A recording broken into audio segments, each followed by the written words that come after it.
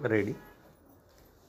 निशाणी क्रमांक 5 वरील अर्ज वादीने प्रतिवादी विरुद्ध, तर निशाणी क्रमांक 23 वरील अर्ज प्रतिवादीने वादी विरुद्ध, दिवाणी प्रक्रिया संहिता आदेश 39 नियम 1 नुसार तुर्तातुर्त मनाई हुकूम मिळणेकरिता दाखल केले आहेत।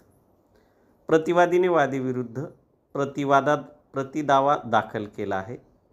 सदरच्या दोन्ही अर्जातील वाद विषयाबाबत साम्य असल्यामुळे दोन्हीही अर्ज युक्तिवाद ऐकून एकत्रितरित्या आदेशासाठी घेण्यात आले आहेत। वादी आणि प्रतिवादी यांचा उल्लेख मूळ दाव्यात दर्शविल्याप्रमाणेच करण्यात येईल। परिच्छेद वादीचे थोडक्यात कथन खालीलप्रमाणे आहे। मौजे वणी येथील जमीन गट क्रमांक 220 क्षेत्र 1 हेक्टर 99 आर पैकी 1 हेक्टर आणि मौजे कात्रज येथील जमीन गट क्रमांक 678 क्षेत्र 2 हेक्टर 83 आर या जमिनीचा वादी हा मालक व वहिवाटदार आहे।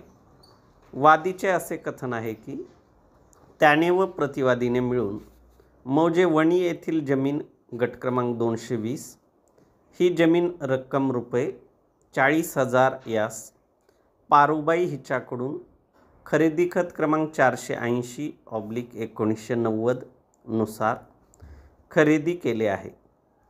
तथापि प्रतिवादी हा वादीचा लहान भाऊ असल्यामुळे या जमिनीचे खरेदी खत प्रतिवादीच्या नावे नोंदवलेले आहे।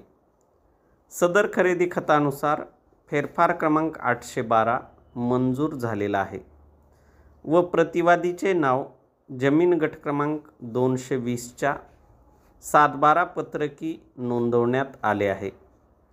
त्यानंतर वादी व प्रतिवादी यांच्या दरम्यान त्यांच्या बहिणींसमोर दोन्हीही जमिनींचे वाटप झाले व या वाटपाचे टिपण 100 रुपयाच्या मुद्रांकावर दिनांक 20/4/2015 रोजी तयार करण्यात आले।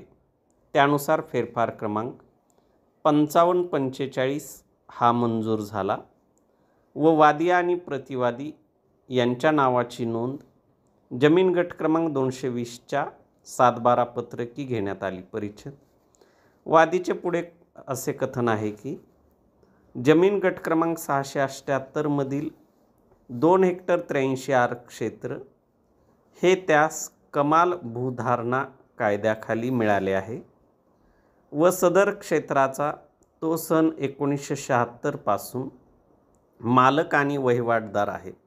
अशा प्रकारे वादी हा मौजे वणी येथील जमीन गट क्रमांक 220 पैकी 1 हेक्टर क्षेत्राचा व जमीन गट क्रमांक 678 मधील 2 हेक्टर 83 आर क्षेत्राचा मालक आणि वहिवाटदार आहे। जमीन गट क्रमांक 220 मध्ये सामायिक विहीर असून पाईपलाईन आहे। या दोन्हीही जमिनी वादी वहिवाटत आहे। तथापि प्रतिवादी याने दिनांक 25/3/2015 रोजी वादीच्या दावा मिळकतीवरील वहिवाटीस हरकत व अडथळा केला आणि वादीची मालकी नाकारली। त्यामुळे वादीने प्रस्तुतचा दावा सदर मिळकतीवरील त्याची मालकी घोषित होऊन मिळण्यासाठी व त्याचे कब्जे वहिवाटीस प्रतिवादीने हरकत अडथळा करू नये अशी निरंतरची ताकीद मिळण्यासाठी दाखल केला आहे। या दाव्यात वादीने निशाणी 5 वरील अर्ज दाखल करून त्याच्या दावा मिळकतीवरील कब्जे वहिवाटीस प्रतिवादीने हरकत अडथळा करू नये म्हणून तुर्तातुर्त ताकीदीची मागणी केली आहे। परिच्छेद प्रतिवादी सदर दाव्याचे समन्सची बजावणी योग्यरित्या झालेली आहे। प्रतिवादीने त्याची कैफियत व प्रतिदावा निशाणी 18 वर दाखल केला आहे। परिच्छेद प्रतिवादीचे थोडक्यात कथन खालीलप्रमाणे आहे। प्रतिवादीने वादीसोबत असलेले नातेसंबंध मान्य केले आहेत। त्याचे असे म्हणणे आहे की तो व वादी मागील 30 वर्षापासून वेगवेगळे राहतात। त्यांना कोणतीही वडिलोपार्जित मिळकत नाही.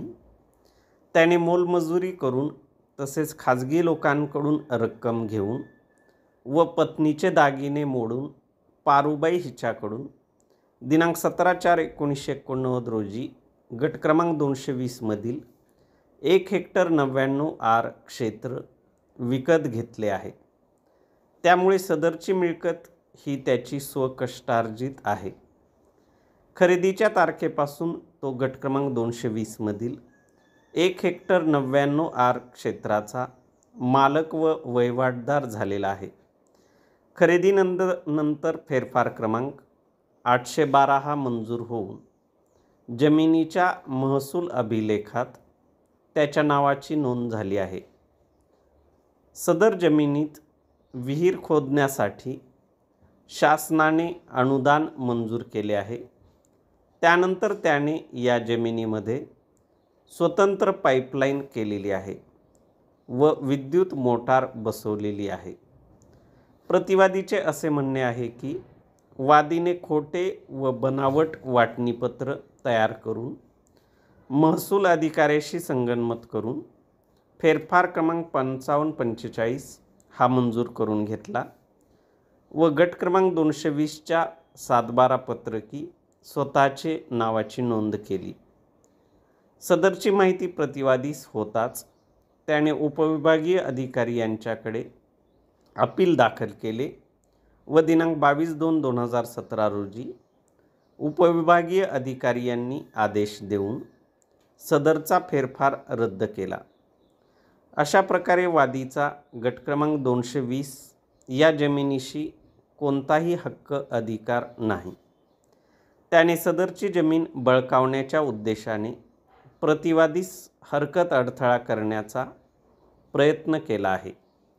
वादीने दिनांक 30/4/2017 रोजी प्रतिवादीचे शेतात जाऊन त्याच्या शांततापूर्ण कब्जे वहिवाटीस हरकत अडथळा केला व त्यापुढेही हरकत अडथळा करण्याची धमकी दिली.